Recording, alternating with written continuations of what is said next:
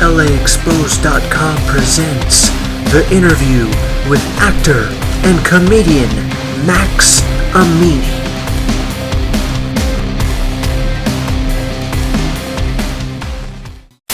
Alles klar, Herr Kommissar.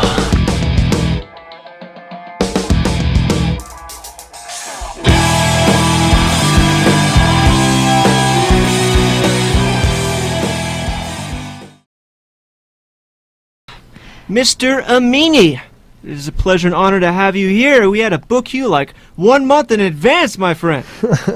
It's an honor to be here, man. It's fun. I just walked on campus and it brought a lot of memories. So, yeah, great to be here. For sure. So, Max, you are a prominent comedian here in Los Angeles. You're also an actor and very famous also within the Iranian-American community. Some may say you're a covert Iranian because you don't look Persian at all. At all. Yeah, they say that. They say that. They say that. Yeah. By the way, Max, there is a camera on you, so we do see you texting at the same time. Oh, you do? Well, I was just about to tweet that I'm on campus and I wanted to promote the show. All right. Thank you very much. I appreciate it. That was the entire... We need an LAXposed Twitter. Yes, we do. We have to do a lot of things. And Totally. That sounds good. You guys should definitely have your own Twitter. We do need one. Yeah. And hey, Max, can you do me a favor and take that muffler off your mic? yeah. I like taking mufflers off of things. There we go. Rip it off. I just undressed your... And get it as close as you can to your mouth. Okay, sounds good. Is this turning into a whole another show? Yep, it is. All right. So, Emma Alexander, I believe you have the first question for Mr. Amini. So, Max, how does it feel to be back here at UCLA? You went here. Alexander, it's good to be back here and doing an interview with you. I love it. All right, let's do it up. What you Now, got for you me? graduated from here, Max, isn't that right? Yes, In what major? theater major. Oh, theater major. Yeah, So I kept it real. So you're a theatrical man.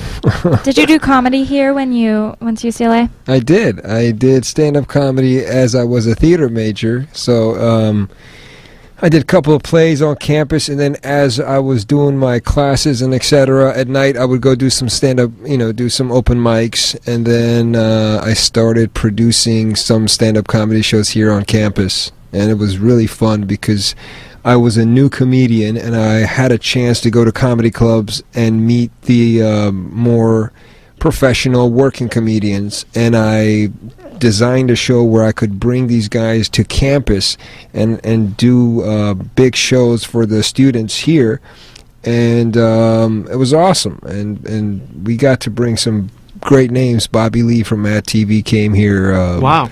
Yeah, a bunch of great guys, and yeah, it was definitely one of the memorable things from my UCLA times. That's awesome. Thank you. So, you're a stand-up comedian and actor. Tell us first, how did you fall into comedy, Max? Good question. I never get that. Let me tell you, I robbed a bank, and I was on a high-speed chase. I parked the car, I ran out of the car. It always happens in every chase. And I saw a comedy club. I ran in there. I was breathing so heavy, the owner thought I'm a comedian who's really nervous.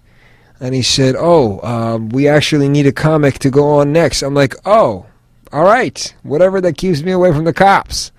I went on stage, and I was so nervous from my robbery minutes before, they thought it was hilarious. It gave me a career. Can you believe that? I can't even believe it, We don't Max. believe it at all, Max. All right. No, I tell you, I did a lot of improv as I was doing my acting on, I wanted to be an actor, and I was also doing a lot of improv comedy, and I really enjoyed it. So one time I was at a comedy club, and I never thought I can do it. I'll be honest. I'm watching the comedian work the crowd, and I'm like, God, how does he do this? This is amazing. And I really watched with an awe, and I became addicted. And I was a student, so I was broke, and I found a way to sneak into the club. Oh. So almost 2-3 times a week, I would sneak into the comedy club and watch the comedians perform. For 1 year, I did this, and It must have been very low on security then. Yeah, well, You're able to maintain doing that for a year? wouldn't blame it on security. I would just give myself the Persian credit. Oh, I see. So I'm you had very good at breaking down the system and finding the flaws and use it in my advantage. That's so funny. So I started watching the shows. I fell in love with it, and a year later, it was a summer between classes, and I said, let me take a workshop and see how it goes. So I took a stand-up comedy workshop, and I tell you, I was the worst student in the class. Wow. The teacher literally looked at me and said, you will never make it. You are horrible, Max. And I have this on tape. I have it on a camera. And from our class of 40, she also said, probably nobody here would ever make it into stand-up comedy. Stand-up comedy is the hardest thing you could ever do. Maybe one person would last in this game. And who knows who? And that's another thing she said. And when she said that, I remember thinking, there's no way I would ever give up. I really want to do this. And it's true that today I'm the only person from that class that's still doing stand-up comedy. And, it's been a great journey. That is a very inspiring story, Mr. Amini, I got to say. Thank you. I never knew it's going to be inspiring, but this the truth of my life. Proved her wrong. Yeah, but it was more like, deep down, everybody knows something. You got a voice that speaks to you. Nobody could talk me out of it. Nobody. I knew entertainment, acting, performing is what I want to do. I can't see myself doing anything else. And that's what happened. I just kept going to where the voice said go. I hear voices. There we go. That's an inspiring. Okay. Listen to the voices. Yeah, Well, listen to the voices of your crazy head. It'll take you somewhere. We're going to take a very, very, very quick break. We got to do a little bit of camera adjustments. I appreciate it, man. I honestly was getting so tired already. I was like, man, where is the break? There we go. That's Just a what's little up. lax break. Twitter a little more, Facebook, whatever. Hey, is this a camera on me is not good? Is that what the problem is? Well, it's not showing all of your hair. We want to. Thank you. It's so important. I actually shampooed my hair before the show. I can adjust this. Okay. Oh, perfect. You were slouching down a little bit lower, so. All right. Well, how's this? How do you like this? Now it's a little bit higher. Put it a little bit lower. Lower. Okay. All right. All right. Perfect. That's Yeah? perfect. So in that case, let me fix my hair. Okay. All right. You're quite the character, my friend. Hey, listen, what is this tape for? What are we going to do with this? Well, this is not a tape. We're actually being broadcasted live right now. Oh, okay. All right. So that's cool. And who's watching us? UCLA students? UCLA students, Jamaica, Egypt, everywhere around the world, man. It's Anywhere around the world that taps into your LA, radio yeah. station on UCLA. No, actually, it's online, so it's LAXposed.com, LAXposed. This is actually the only live video stream show probably in the entire UCLA. So I should actually look in there. Yes. Yeah. Oh, I was totally into the microphone and all that stuff, but this is live. This is for you guys out there. Well, the only thing is cool. if you look directly at the camera, then it kind of looks like you're live via satellite from somewhere. So perhaps, No, I like it like that. Yeah. It's Looks good. almost like what is that thing? It's a double-edged Skype. sword. It's like Skype. We're Skyping Yeah. you. I could have done this from home. We No, could have no. done this from home. No. Man, this traffic was bananas, and then I had to pay for self-park here at UCLA. Parking at UCLA always been like tremendously, just it's been painful. Oh, yeah. Isn't that amazing? Like I remember, I got so many parking tickets here that I wanted to kill myself. I'm still paying for my parking tickets of the days I went to school here. It's unbelievable, man. You're totally right. And I commute every day from the Ventura County region. I'm not sure. And I saw a sign as I parked. They said they're going to charge the handicaps $4 from now. Yeah. Handicaps are parking free in UCLA parking. Only the parking department is so vicious. Yeah. They're so vicious that they even lost their feelings and their compassion towards the handicap. Who is the head of the Department of Parking? I want to see this guy. I bet you he's an evil guy. Just handicaps must pay too. $4. Like, fuck. It's just. Can we cuss on the air? You can say whatever you want. Oh, we can't great. say it, but you can. So. Oh, is that right? Yeah. That sucks for you guys because you guys are probably a lot dirtier than me, anyways.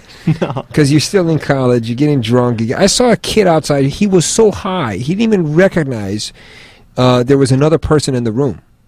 I started dancing, and he was still glazed, looking at a spot on the wall. And I thought to myself, maybe good luck. Good luck to this guy. Good luck. Somehow get your studies right. So Well, Emma has another question for you, so... let's do it. What you got?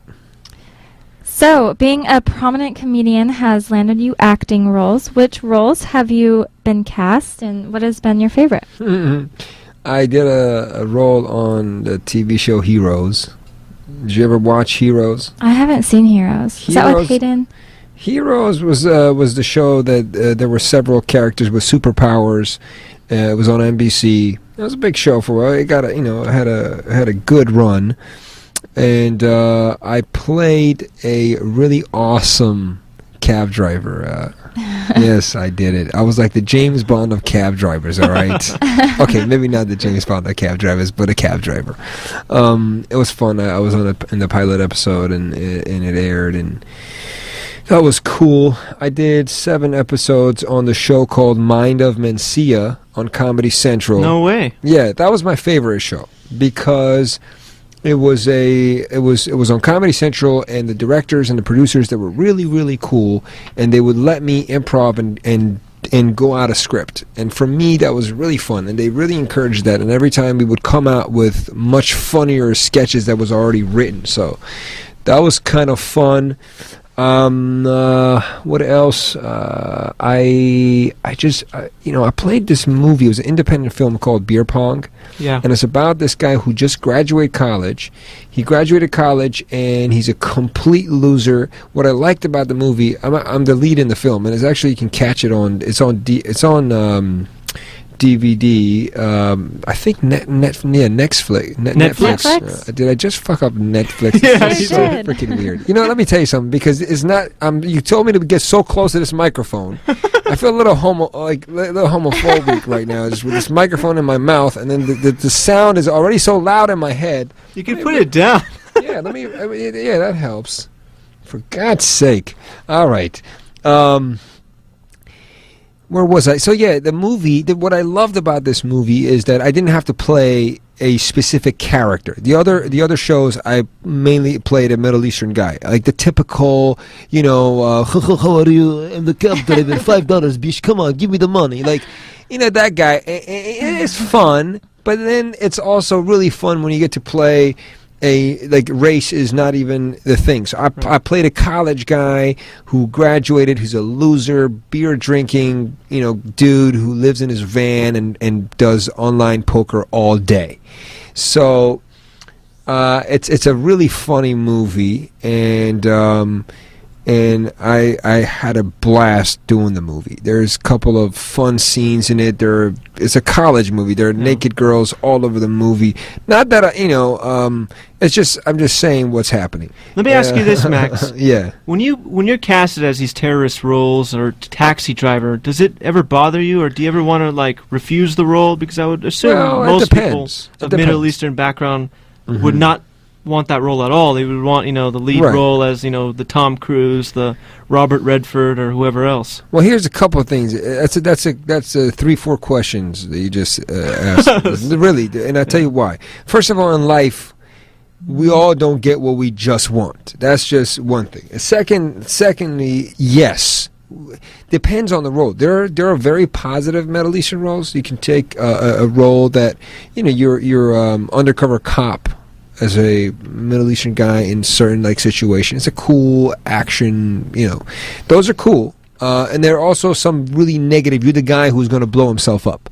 Yeah. Let me tell you, I don't think anybody wants to play that role. No one's super excited about I'm going to blow myself up in this movie. I can't wait till I die, Yeah. and I'm the douchebag. No, but at the same time, that's what movie making is about. if the movie itself, it has a positive message, and then fine, everyone dedicate to their roles and produce a awesome movie with a great message. The only time that you really don't want to do a movie is when your role, when your country, when a specific like people of somewhere are misunderstood and are falsely represented. That's when you want to stand up and have a sense of integrity and say, I'm not going to play this role because this movie is not true to what is actually out there. So does that happen often?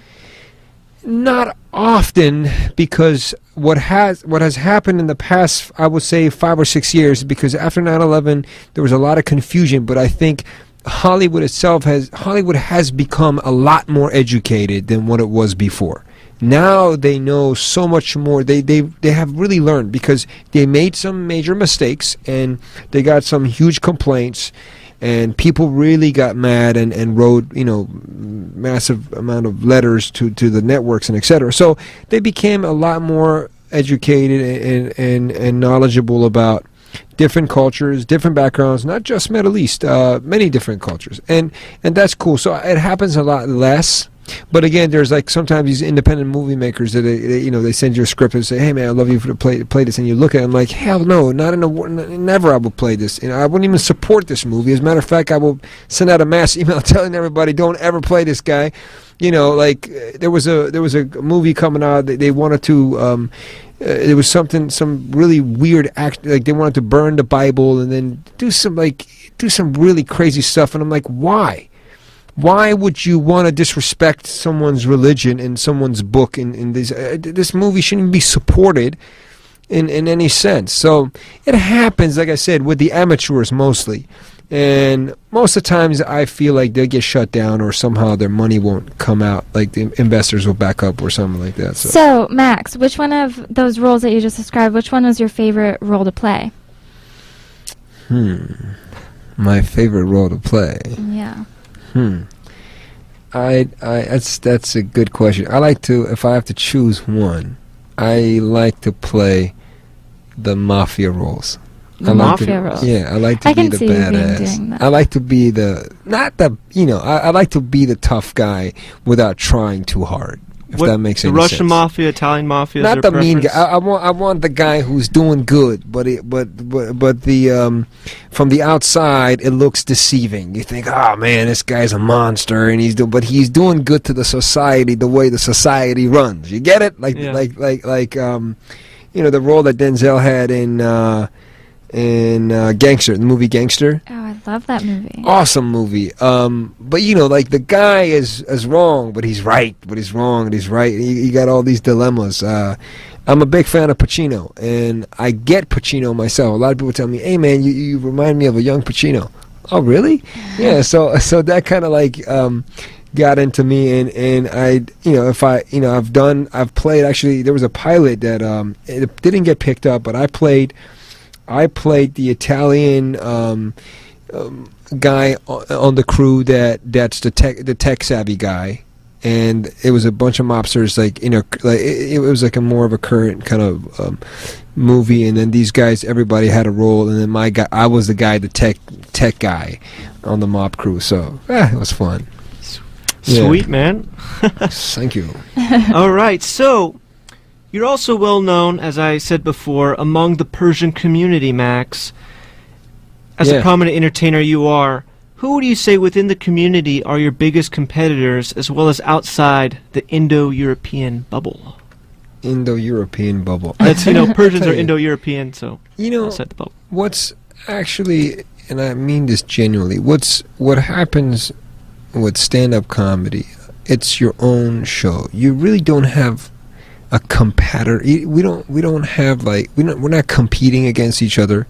We're more competing with ourselves, meaning to grow in our own, to craft what we're working on, to grow our perspective and try to connect with with ourselves and the audience in a sense of what I'm talking about, and etc. There are several Iranian comedians who are very successful, and they're doing great. Like I said, we're all very good friends. We do a lot of shows together. We're very supportive towards each other. We help each other out. As a matter of fact, like if there is a gig out there and I can't do it, I hit up a buddy and I say, hey man, there's this gig. They're looking for an Iranian comedian. It's it's a good thing I have a conflict with another gig. So we'll all try to help each other out. And what's been awesome is that we have been very supportive, and that's all we can ask for. There's since I feel like you asked me that question, you wanted me to name a few comedians. In England, we have a comedian because you said Europe. The only person. Well, no, I meant as Indo-European. I meant that as synonymous with Persians, because as you know, Iranians are from the Indo-European. Yeah, I didn't hear the Indo part. I just heard. I thought just said the European. Your competitors in I just America. mean your competitors within the Iranian-American community. Yeah, That's what I meant. Moz Jobrani in America is a very well-known comedian. He's been doing fantastic. He's done a ton of shows, ton of movie roles, and he's one of the big guys in the world of stand-up comedy. Not just has nothing to do with just Iranians, but obviously, no matter what your race is, when you do well in whatever you're doing, your race, takes credit on that, and they want to, embrace you and relate to you and say, this guy represents us because he's doing good out there, and that's Moz Jobrani. He's doing fantastic. There's another comedian in England. His name is Omi Jalili. Omi Jalili is also a huge actor, and also he had his own TV show on BBC, which is a main TV station in England, and it was pretty cool. What else, man? So back to Moz Jobrani. Would you ever consider collaborating or doing a project with him? We do it all the time. Oh, you do? Yeah. Where can we find you? I'm going to move this because my back is getting smushed here. Move around a little bit. I wrote a pilot, and I called Moz last week, and I said, hey, buddy, I got this pilot idea, and what do you think? And we brainstormed, and he read the pilot, and he gave me some notes, and I said I'm going to rewrite some of the things, and so we collaborate on things all the time. If there's something that they're working on, that there's a part for me, I'm pretty sure they would reach out and say, hey man, come join us for this thing, and vice versa. If I'm writing something and there's a role I can write for my fellow comedians, it's the best feelings. It really is, because you want to work with people you like, and so the answer is yeah. Excellent. Welcome back to LAXposed. We are here with prominent Los Angeles comedian Max Amini. He has riveted the Iranian-American community, the entire world, with his suave skills, his stand-up personality, and his acting skills. How you doing, buddy? Oh man, just enticed by your voice. That was some cool hosting. Yeah. Thanks, thank you. I thought you deserved a very good introduction. I'll be honest though, you sound like one of the stripping, like the DJs at the strip clubs. Candy is the next one coming up. Candy is gonna swerve around the pole like you've never seen before. Candy, get it on, girl. Max, we have a question. Yes, let's do it. Tell us more about the writing process as a stand-up comedian. How do you write your jokes? Is there a formula that you use? How do you do it? Everybody's different. I'm an observational comedian, so I just, I pay attention to things, and whatever comes funny to me, I take a note of it, and then later on, when I'm writing, I just kind of, develop that idea. So when you're on stage, do you already have all of the jokes memorized, or do you improv as you go, or how does it work? I know what bits I'm going to do, but I'm very loose on stage. I improvise a lot. I like to be connected and be in the moment, so I'll go with the flow. Sounds good. So if you know that your audience hates topic that you're talking about or just isn't into it, do you just slash it and move on, or what do you do? No, I just say, fuck you. I think this shit is funny. What's wrong with you? You feel the audience, and if it's not working, I shift gears, go to another bit that I think it works. Absolutely. It's interesting. Curious, have you ever had a Jerry Seinfeld moment? You had this amazing joke in your dream and you wrote it down and then you woke up and you couldn't read your scribble? I had a few dreams where I thought I came up with the most. It honestly has happened several times. It happens to every comedian. You know, you have this joke that is killing on stage, you know, in your dream, and you wake up, you're like, what the fuck was that? I can't remember what. Oh my god, I lost my career's joke. What the fuck? And then you go crazy. But one time I just recently actually had a sketch idea that I dreamt about, and I wrote it down because I think it's funny. I really think it's going to be funny. Now, as you may know, a few years ago, Carlos Mencia was accused of stealing jokes from other comedians such as Bill Cosby. How hard is it, Max, to write a joke that hasn't been done before? It's not hard at all. Do you ever run out of material? Sometimes, depending on, like, if you do a certain organization over and over and over, then you need to write more material because those people have seen, you know, over an hour of your material. In those situations, yes. But no, it's not hard to be original because every person has a unique perspective. Mm-hmm. Every person has a voice, has an experience, have lived their life, and they have a past, and that's what they connect to and bring the jokes. Yes, comedy is universal. Everything's been done, like, you know, but again, nothing has been done. Like, you write what's funny to you and the way you deliver and etc., and that's what makes something funny. So how do you explain that happening with Carlos Mencia being accused of, you know? You know, there's a lot of, listen, the guy, he even admits that he's stolen jokes. So okay. when somebody admits it, then all right, but Carlos Mencia didn't just make it because he only stole jokes. You know, the guy is talented. He's you know, I see him live. He's hilarious. But at the same time, it's not cool. Like, you know, he's taken some. I think he didn't even need it. He doesn't need to steal anybody's jokes. But, you know, he has, and that's not cool. If you know, that's what you're asking. But at the same time, he has gazillion amount of hours of material that he has written, and they're fantastic too. So. Now, Max, I got to be honest with you. I'm glad finally you came to the decision to be honest with me. You know, I knew it. The voice was fake. All the compliments were not real. Let me know what's up, man. Tell me the truth. No, they were all real. But going back to my own past as Cameron That's Cash. such a Persian thing to say. I'm sorry to interrupt. Let me be hey, buddy, let me be honest with you, okay? Let me be honest with you. It's a great deal I'm about to give you. The car is great condition. Let me be honest with you, okay? The tire is not so good. The engine doesn't work, but it's a clean car. Very good car, okay? Please, let me be honest with you. Sorry to interrupt, baby. Go for it.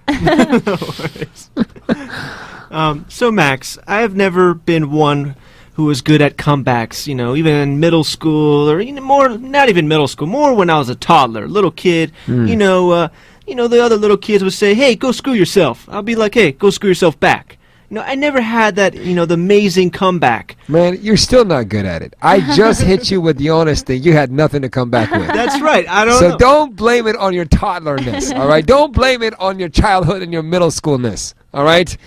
Blame it on your parents who raised you as a very respectful, nice, sweet guy. That's absolutely right. Go back to him and say, why did you make me be so nice? Yeah? When you're very nice, when you have a soft heart, you tend to not attack.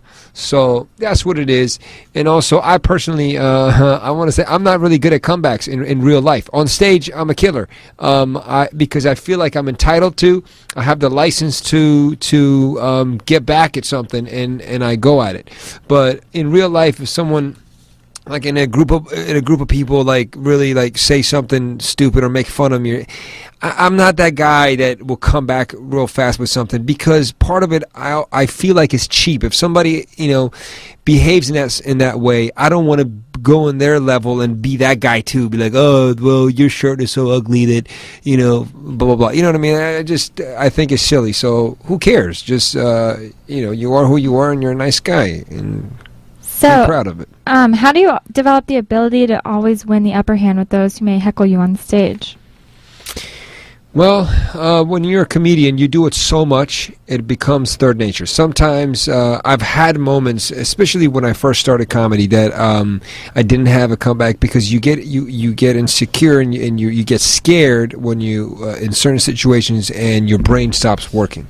But now that I'm more experienced, I've been doing it for a long time, what really helps me come back is not freaking out and allowing my head to work, because when you're comfortable and you hear what they say and you're not tripping, then you can definitely have a comeback.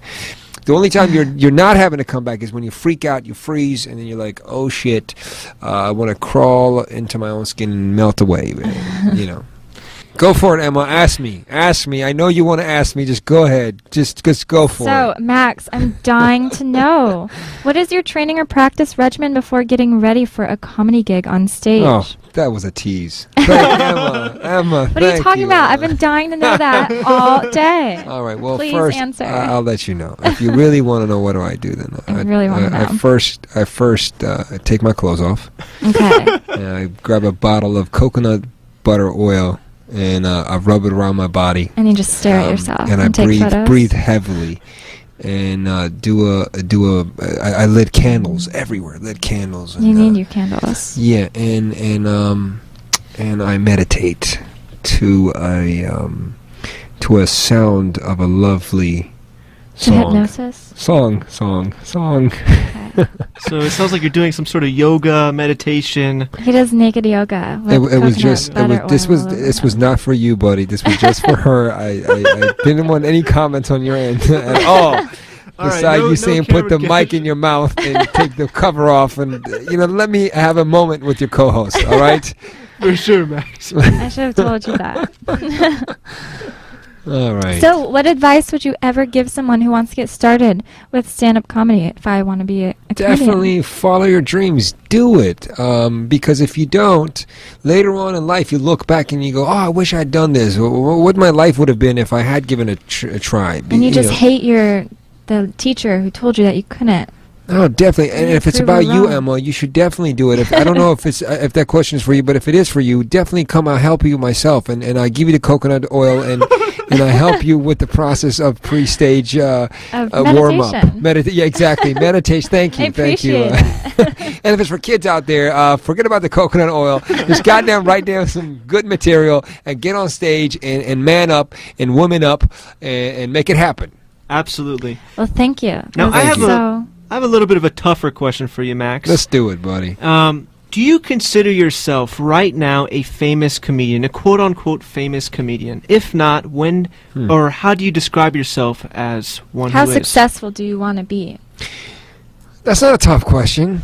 I think if you're famous or you're not. Listen. People recognize you. Actually, it's funny. Like in my community, I'm more of a well-known name. People know me in Iranian community, which is cool. It's awesome. But no, I'm not famous. You're not famous till when you walk into a restaurant and you cannot order because the crowd has held you all the way away from the cashier. Or they want to give you free kubide or TMZ is in your face at all times. And would you consider Moz Jabrani famous or no? Yeah, again, Moz Jabrani has a fantastic name in the world of comedy, in the world of entertainment, in the world of Iranians, a million %.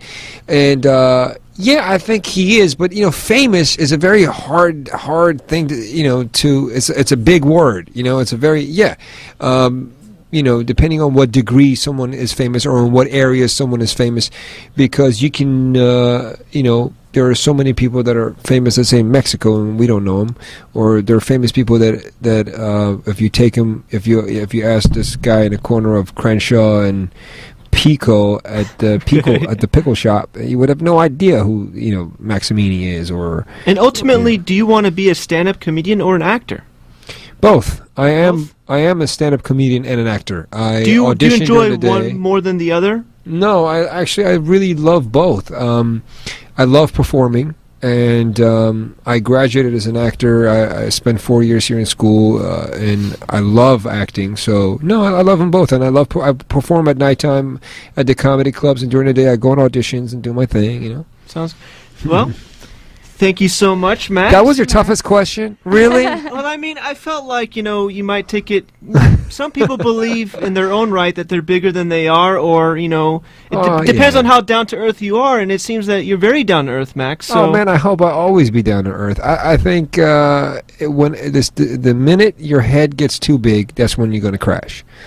So Absolutely. stay real, be cool, coconut oil. That's what's up. So, Max, where are your upcoming performances? Where can we find you or see you? Do you have websites? My website is maxcomedian.com.